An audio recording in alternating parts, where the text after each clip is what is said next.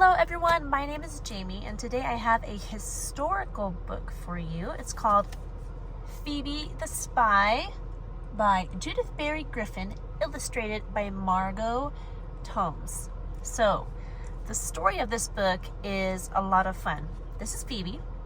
She is a little free black girl and her father is Sam Francis and he owns the Queen's Head Tavern. And Sam has overheard that someone is going to make an attempt on George Washington's life. Now, Sam can't go and protect George Washington because that would be rather obvious. So he comes up with a plan that only he and Phoebe know.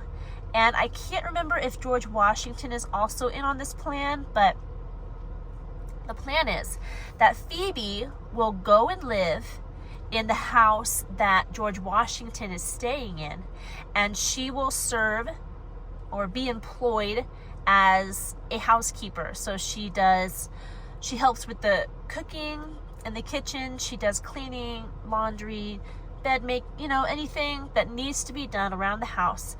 That's her job. But while she is there, she is a spy. She's listening to the other servants. She's listening to George Washington's guests and his bodyguards to see if she can find out who it is that wants to kill him. And the only thing she has to go off of is that this person's first name, begins with the letter T. It's not really spoiler what happens because George Washington does survive, so they catch the guy. But this is based on a true story. Phoebe was only 13 years old, and she went and did this for her father, essentially, because her father asked her to. She was very scared, but she was obedient, and she did what needed to be done, even though she was uncomfortable. She did make a few friends, but she made sure to keep in her mind that she couldn't really trust anybody. She was always on the lookout for who it might be that is trying to kill George Washington. One of my boys read this book. It's about a grade 4 reader. It is more difficult than the books that my son had been reading.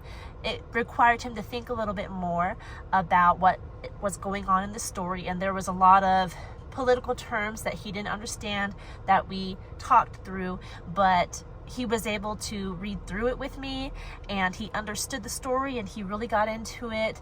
And I think it also being true, a historical novel, that it is very valuable for kids to read.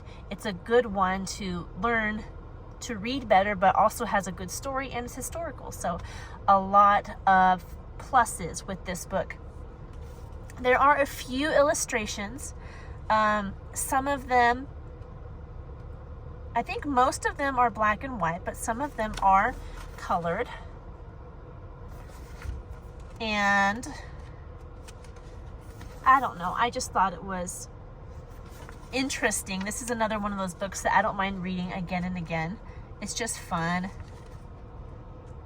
I would recommend it to not just kids, but anyone that has an interest in history. It tells it in an engaging way, and my son and I both really enjoyed it. It's a quick book. It only has 46 pages, and that's including all the illustrations. There is a little postscript from the author in the back, but it's just a quick, fun, historical little book, and I recommend it. That's all I got for you today. I hope your September went well. I hope your upcoming week is good for you. And I will talk to you in our next video. Goodbye.